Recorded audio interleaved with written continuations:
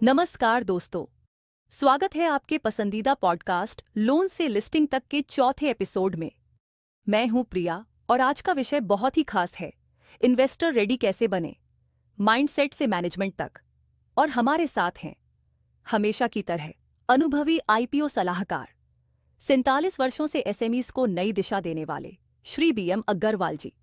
स्वागत है अग्रवाल जी। धन्यवाद प्रिया जी और नमस्कार सभी श्रोताओं को।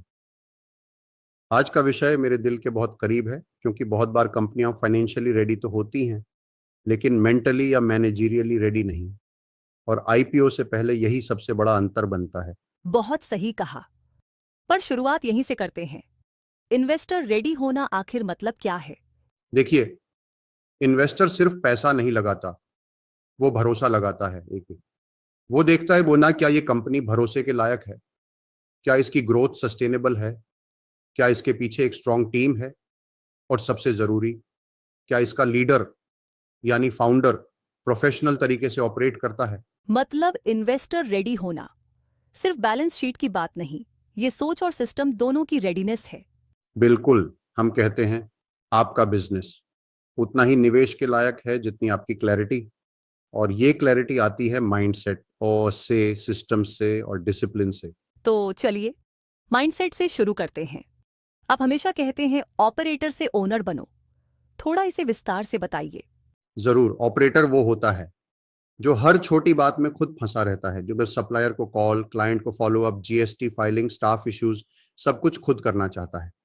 वहीं ओनर वो होता है जो सिस्टम बनाता है, लोगों को एम्पावर करता है और खुद स्ट्रेटेजिक कामों पर फोकस करता है।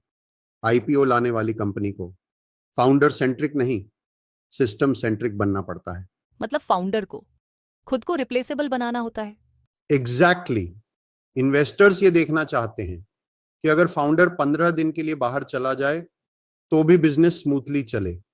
अगर ऐसा नहीं है तो अभी काम बाकी है। अब बात करते हैं मैनेजमेंट सिस्टम्स की। आईपीओ के लिए कंपनी को किस तरह के सिस्टम्स की जरूरत होती है? बहुत अच्छा सवाल। इन्वेस्टर को सिर्फ प्रॉफिट नहीं चाहिए, उन्हें प्रेडिक्टेबिलिटी चाहिए। मतलब क्या आपके पास डेटा है जिससे वो समझ सके कि कंपनी हर तिमाही कैसे परफॉर्म कर रही है।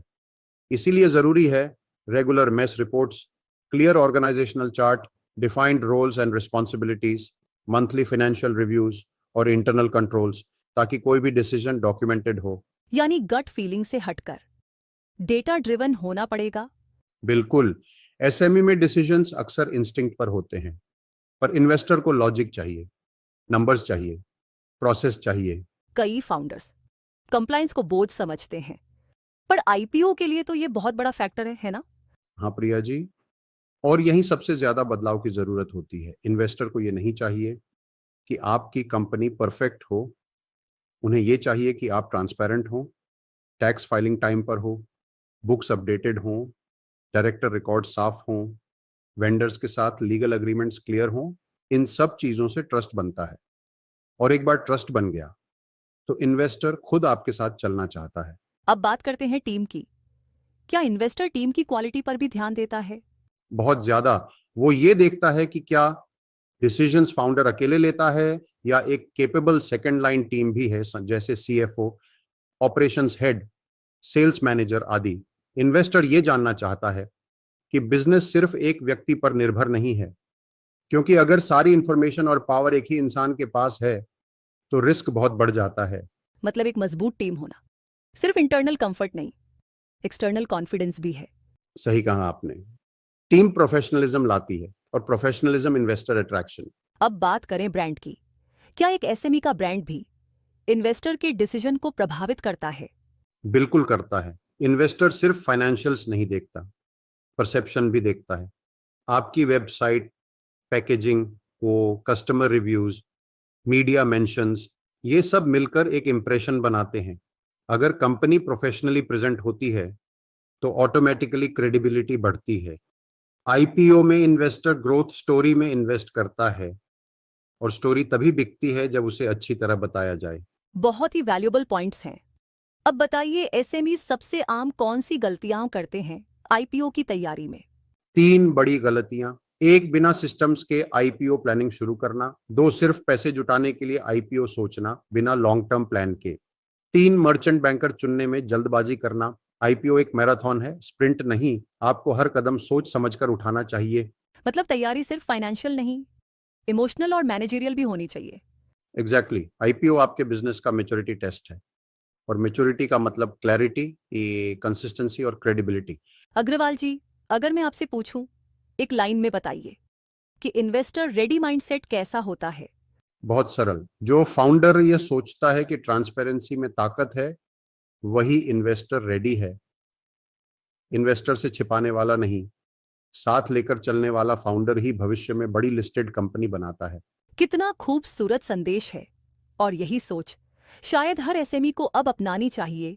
लोन से नहीं, पार्टनरशिप से ग्रोथ की सोच। दोस्तों, अगर आप ये सोच रहे हैं कि क्या आपकी कंपनी इन्वेस्टर रेडी है, तो डिस्क्रिप्शन में दिया लिंक क्लिक कीजिए और एसएमई आईपीओ रेडीनेस वेबिनार जरूर देखें। वहां अग्रवाल जी और उनकी टीम आपको स्टेप बाय स्टेप बताएंगे कि आपकी कंपनी कहां खड़ी है और क्या सुधार जरूरी है। और याद रखिए, इन्वेस्टर रेडी होना मतलब आईपीओ रेडी होना नहीं, बल्कि ग्रोथ रेडी होना है। कर्ज से नहीं, पार्टनरशिप से आगे बढ़िए। धन्यवाद अग्रवाल जी, इस शानदार और गहरी बातचीत के लिए। और श्रोताओं, अगर आपको ये एपिसोड पसंद आया हो तो इसे अपने बिजनेस कम्युनिटी में जरूर शेयर कीजिए। अगले एपिसोड में हम बात करेंगे एसएमई आईपीओ के बाद क्या होता है, द जर्नी आफ्टर लिस्टिंग। तब तक के लिए अपना ख्याल रखिए और अपने बिजनेस को इन्वेस्टर रेडी बनाइए।